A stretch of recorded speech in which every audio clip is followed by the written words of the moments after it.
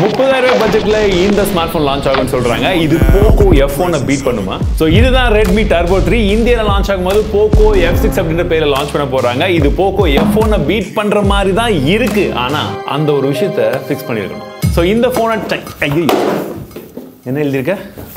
So இது Chinese variant தான், இருந்தாலும் அன்பாக்சிங் உங்களுக்காக பண்ணி காமிச்சிடுறேன். பாக்ஸ் ஓப்பன் பண்ண உடனே உள்ள பார்த்தீங்கன்னா ஒரு பேக்கேஜ் இருக்கு. அண்ட் இந்த பேக்கேஜ்க்குள்ள இந்த மாதிரி கேஸை ஏன் தான் கொடுக்குறாங்கன்னு எனக்கும் தெரியல. ஒரு டிரான்ஸ்பரண்ட் கேஸ் நல்லா இருக்கும், இல்லை வேற மாதிரி ஏதாச்சும் இன்னும் கொஞ்சம் நல்லா இருக்கிற மாதிரி ஒரு கேஸை கொடுக்கலாம். டிசைனை மறக்கிற மாதிரி இந்த ஒரு கேஸ், புக்லெட் இருக்கு, சிம் மெஜெட் டூல் கொடுத்துருக்காங்க. அண்ட் நம்மளுடைய மொபைல் ஃபோன் இருக்கு. ஸோ 90 வாட்க்கான சார்ஜர் அண்ட் உங்களுக்கு டைப் சி கேபிளும் இருக்கு. தெரியும், எடுத்து உள்ளே வச்சிடலாம். பாக்ஸி ஃபினிஷாக கொடுத்துருக்காங்க. இன்ஃபேக்ட் சொல்ல போனால் பிளாஸ்டிக் ஃப்ரேம் தாங்க, கிளாஸ் எல்லாம் வந்து கிடையாது. பின்பக்கமும் பிளாஸ்டிக் தான். ஆனால் என்னன்னு பார்த்தீங்கன்னா கிளாஸியாக இருக்கிற ஸ்மார்ட் ஃபோன் கூட கையில் பிடிக்கும் போது அந்த ஸ்லிப், அந்த என்ன சொல்கிற ஈரப்பதத்தோட ஒட்டுற மாதிரி இருக்கும். இது நல்லா மேட் ஃபினிஷிங்காக கொடுத்துருக்காங்க. ஆனால் இதுதான் வழுக்கிற மாதிரியே இருக்கு. இந்த பாக்ஸி டிசைனோட நீங்கள் இந்த கேமராவை பார்க்கும் போது உங்களுக்கு வேற ஏதோ ஒரு ஸ்மார்ட் ஃபோனை பார்த்த மாதிரி ஒரு ஃபீல் இருக்கா? இல்லை எனக்கு மட்டும்தான் அந்த ஒன்று தோணுதா? எந்த ஒன்றுன்னு உங்களுக்கு ஞாபகம் இருந்தால் அந்த ஒன்று கமெண்ட் செக்ஷனில் சொல்லுங்கள். இந்த கலரை ஸ்பெஷலாக நான் தேடி வாங்கினதுக்கான காரணம், இது பார்க்கறதுக்கு நார்மல் கலர் மாதிரி தெரிஞ்சாலுமே லைட்டு படம் போது சும்மா அப்படியே மின்னுதுங்க. ஸோ மொத்தமாக 3 கலர்ல வந்து ஆப்ஷன் வந்து அவைலபிளா இருக்கு. அதுலயும் குறிப்பா ஒரு ஸ்பெஷல் எடிஷன் இருக்குது, ஹாரி பாட்டர் எக்ஸ்பெக்டோ பேட்ரோனம்.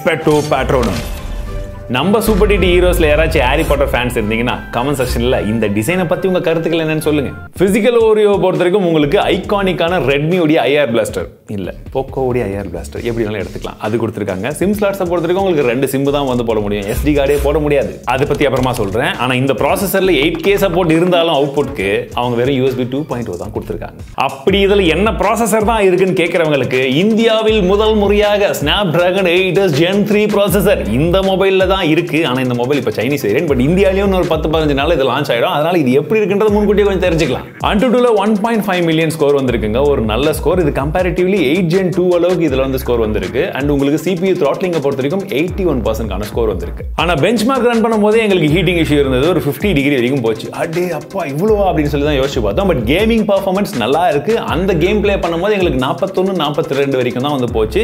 ஸோ அதுல எந்த ஒரு ஹீட்டிங் இஷ்யூமே வந்து கிடைக்கல.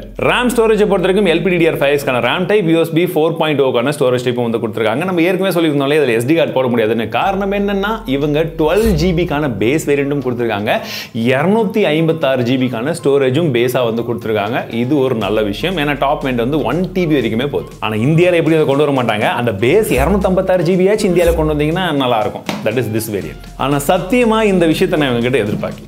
இந்த டிஸ்பிளேவை பாருங்க, எங்கங்க பெசில்ஸே இல்லைங்க. இவங்க இவ்வளோ தின்னான ஒரு பெசில்ல ஒரு போனா, சின் மட்டும் தான் கொஞ்சம் எக்ஸ்ட்ராவா இருக்கே தவிர மற்றபடி பாருங்க உங்களுக்கு பெசில்ஸ் ரொம்ப கம்மியா இருக்கு, மினிமலிஸ்டிக்கா வந்து கொடுத்துருக்காங்க.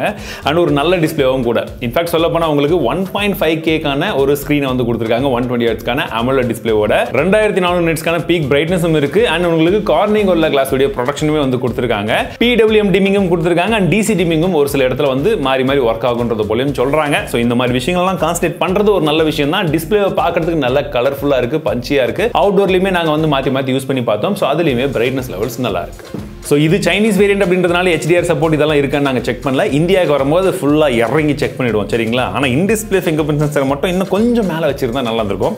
பார்க்கறதுக்கு குட்டியாக க்யூட்டாக தான் இருக்கு, வேகமாக தான் ஒர்க் ஆகுது, கொஞ்சம் மேலே இருந்திருக்கலாம். சரி, ஆடியோ குவாலிட்டி எப்படி இருக்கு?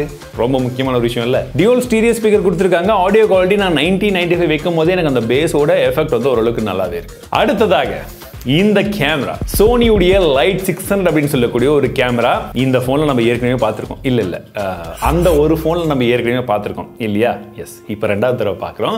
இந்த கேமரால எடுத்த சாம்பிள் இமேஜஸ் எப்படி இருக்குன்றது வந்து பாருங்க. அஃப்கோர்ஸ் இது சைனீஸ் வேரியன்ட் தான், ஸோ ஸ்கின் டோன்லாம் கொஞ்சம் மாறி தான் இருக்கும். பட் இருந்தாலுமே நாங்கள் எடுத்த சாம்பிள் இமேஜஸை பார்க்கும்போது ஓரளவுக்கு நல்ல பர்ஃபார்ம் பண்ணணும் தான் தோணுது. ஸோ இந்தியாவுக்கு லான்ச் ஆகும் போது இந்த இமேஜ் ப்ராசஸிங் எல்லாம் நம்மளோட இந்தியன் ஸ்கின் டோனுக்கு உங்க கரெக்டாக பண்ணிட்டாங்கன்னு வச்சுக்கோங்களேன், வேற லெவலில் இருக்கும். ஏன்னா பர்ஃபார்மன்ஸ் நல்லா இருக்கு, டிஸ்பிளே நல்லா இருக்கு, கேமராவையும் ஃபிக்ஸ் பண்ணி சூப்பரா கொடுத்துட்டாங்கன்னா நல்ல பிரைசிங்ல. செல்ஃபியில் 20 மெகாபிக்சலான கேமரா கொடுத்துருக்காங்க. அந்த கேமரா சாம்பிள்ஸை பார்க்கும்போதும் ஓரளவுக்கு ஆவரேஜான ஒரு கேமரா குவாலிட்டி வந்து கிடைச்சிடுது. ஹோப்ஃபுல்லி அதையுமே இவங்க இந்தியன் ஃபோனில் ஃபிக்ஸ் பண்ணுவாங்கன்னு எதிர்பார்க்குறேன். ரியர் ஃபேசிங் கேமராவில் 4K 30 FPS வீடியோ எடுக்க முடியுது. ஆடியோ வீடியோலாம் பார்க்கறதுக்கு எப்படி இருக்குன்னு வந்து சொல்லுங்க. அண்ட் இந்த கலர், மேலே இருக்கக்கூடிய இந்த செடியோட கலர், இதெல்லாம் பார்க்கறதுக்கு எப்படி இருக்கு?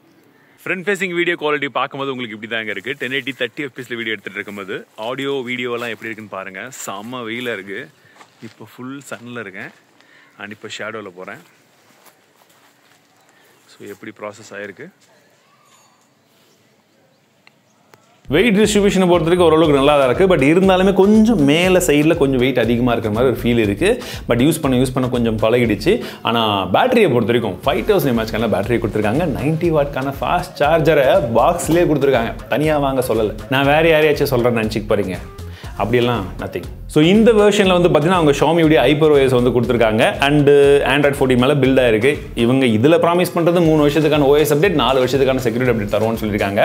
இந்தியாவிலுமே அதே ப்ராமிஸோட வந்ததுன்னா பெட்டராக இருக்கும். பட் UIயை யூஸ் பண்ணும்போது நல்ல ஒரு ஸ்மூத்தான ஒரு எக்ஸ்பீரியன்ஸ் தான் வந்து இருக்குது. குறிப்பாக சொல்ல போனால் இதில் அந்த object remover, sky replacement, face gesture and hand gesture அப்படின்றது போல் அந்த எக்ஸ்ட்ரா ஒரு சில ஃபீச்சர்ஸுமே இதில் இருக்குது. இது எல்லாம் சரி நண்பா, இதில் என்ன ப்ரைஸிங்கில் தான் இந்தியாவில் லான்ச் பண்ணுவாங்கன்னு கேட்டிங்கன்னா, நான் எதிர்பார்க்கறது 30,000 ரூபாய்க்குள்ள இதை லான்ச் பண்ணாங்கன்னு வச்சுக்கோங்களேன்.